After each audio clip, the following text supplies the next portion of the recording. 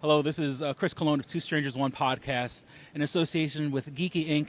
and the Toonami Faithful Podcast, here with George Krstic, writer, show creator, and Eric Calderon, also producer, writer, Eric Calderon. And now, of course, George is proof enough that if you harass somebody on Twitter enough, they will come on your podcast and on your show. And we're here for this New York Comic Con exclusive. Now, unfortunately, we can't talk about why everybody's here right now, but the announcement will be made. By the time this video comes out, the announcement will be made, so involving both these gentlemen, but we're all super psyched about it. But we're gonna forget about that. So, George, is this your first? This is your first New York Comic Con? Yeah, this is the first New York Comic Con. But as we were talking about, I used to come to the Big Apple Con. The Big Apple Con, yeah, which was held in a church basement. Yeah, and someone was telling me that this con is pretty young, right? It's like 5 years old or so. That sounds about right. Yeah. I mean, I was here last year. There was a show. I'm sorry. There was a show, the Jack and Triumph show that was on Adult Swim. Actually, Matt and I, my cameraman, they picked us up to be extras in the scene. They actually brought us in studio to be part of the show. So you see me in the background. I did a scene with Michael Winslow. So so far, New York Comic Con has been very lucky to me. You know what I'm saying? And I'm getting to meet one of my heroes. For people who listen to the podcast, you know I'm a big, diehard Megas XLR fan. Even way before you even came on the show, you know, it was I was talking about it. You know, so Eric, you were sort of pivotal to the show getting on the air. Well, George and I have known each other about 20 some years now, and we actually met when we were both at MTV Animation. I was in charge of the animation development department, and George was brought in to story edit one of the first shows I greenlit called Downtown, MTV's Downtown. So actually, if you know that show, there's a fusion character who's a dungeon master, and it's my face and my voice with George's baseball cap. So that character is like kind of the animated fusion of us if we were to put like in the Fly machine. You know, like came out as a dungeon master. So it's, and that, you know, of course, that came from like our love of Dungeons and Dragons that we still play all the time. So, but Megas, I mean, I was always beside it. I was never part of it, but it was pitched to me actually. You want to tell that story? So, do you remember the year? I think it was 2000. I think we were at the end of MTV Animation, right? And in the late 90s, New York independent animation started to like fade, right? So we went to the West Coast because there were a lot more animation houses, and we went out there and we started pitching kind of like these indie crazy ideas, and no one would take them, right? But Eric at the time was high on .com money. I forget, you were like a fancy roller on some .com, right? So you'd like drive up to my crappy little apartment in like a rented, crutches. Yeah, on crutches. Yeah, you were on crutches and you were in a rented like convertible, Yeah. right? And he's like, "Yeah, you got some show ideas? Pitch me." So then I was like, "I got this idea about robots," and then you can tell the rest of the story. So I was a complete utter douchebag, and I was, as you were saying, I was like swimming in .com money, just like throwing imaginary cash on everything before it disappeared. And George was like, "Hey, I want to pitch you a crazy show idea." And I said, "Hey, internet's buying everything, sure." So yeah, in the classiest of styles, I took us to a strip club, and as I was staring at this very very nice dancer, very talented dancer, and with like pulse pounding horrible techno, George was screaming the pitch into my ear, like really sincerely trying to. And I was like, yeah, I love it. What is it? Who are you? It was really bad. But that was like that was before you went to Linda.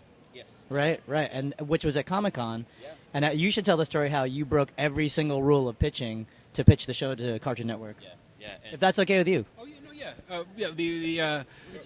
Well, and I mean, I love the idea that part of the energy of the spawning of the show came from being in a strip club. I mean, it's just, you know, there's so much love and heart to that.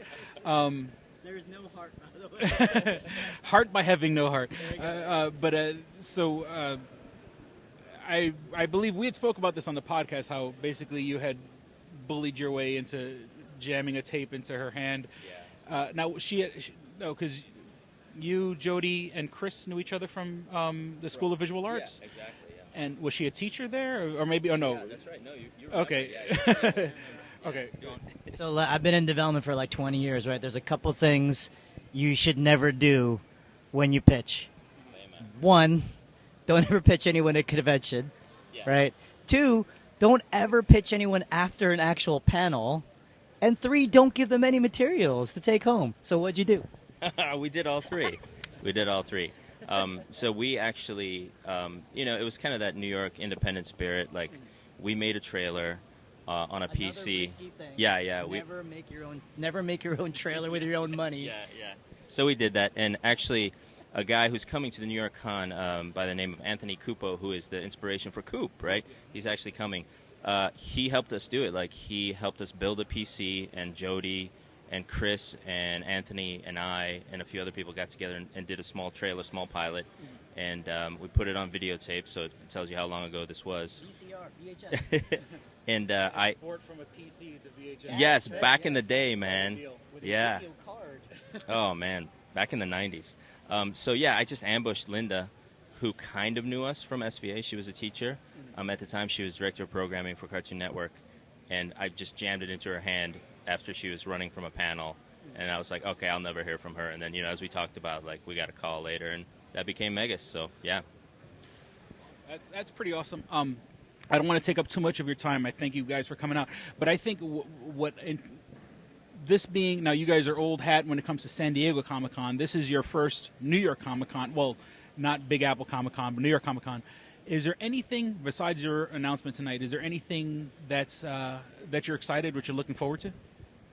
Absolutely. The only reason I'm here, the only reason is the Super 7 Alien figure exclusive. That's why I came out. Announcement, whatever. Friends, no. So I'm going to try to get that thing. I'm sure it's probably already sold out, but yeah. I'm just here with George. Like, I will go on the floor once, maybe. I'll come back for the panel. I'll go have a bagel outside. Yeah, I love conventions, but I've been in it for 20 years, so it's like there's only so many new things you can see. But I do love the vibe. I want to check it out, but nothing other than hanging out with him and making our big announcement tonight. Yeah.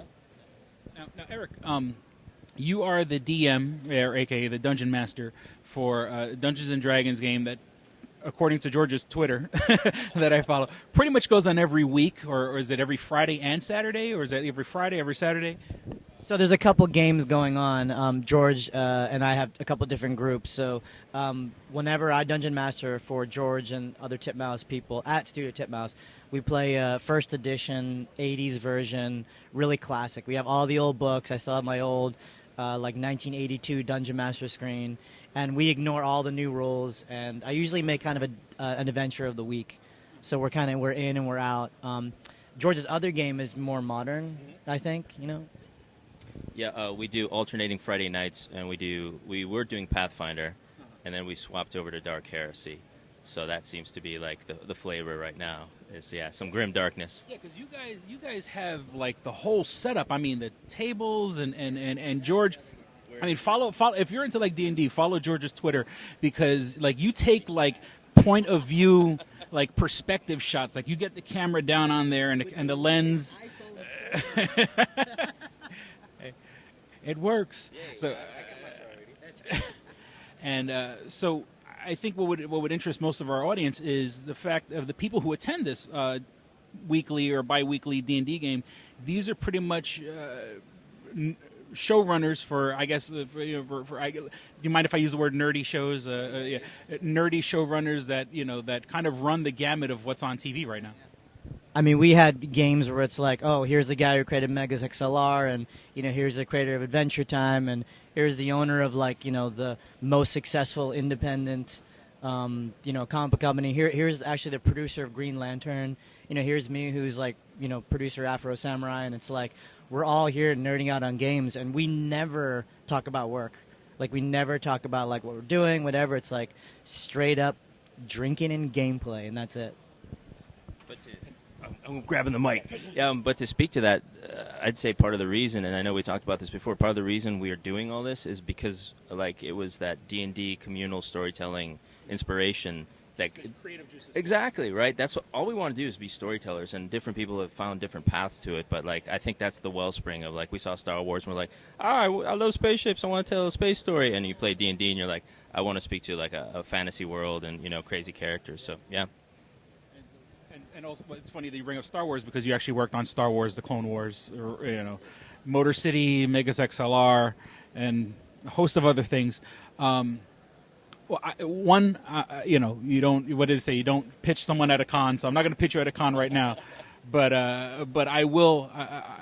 I'm begging right now. Can I please come to one of those games? Can I roll up a character, please? if somehow, well, I live here, but I will JetBlue it to the West Coast. I will JetBlue it. And stay in some shady hotel in a bad part of town. All right, so breaking news on this blog, on this podcast, is that Will exclusive. There's a location now being constructed specifically for Dungeons & Dragons, for our Dungeons & Dragons game. And when it's completed, sir, you have an invite. Awesome. And it's called the War Shack. Yes, it's called the War Shack. That's awesome. So, It's on his Twitter. yeah, I you were painting something on a roof or something like that. So, once again, if you stalk someone and harass someone enough on Twitter, they'll come on your show.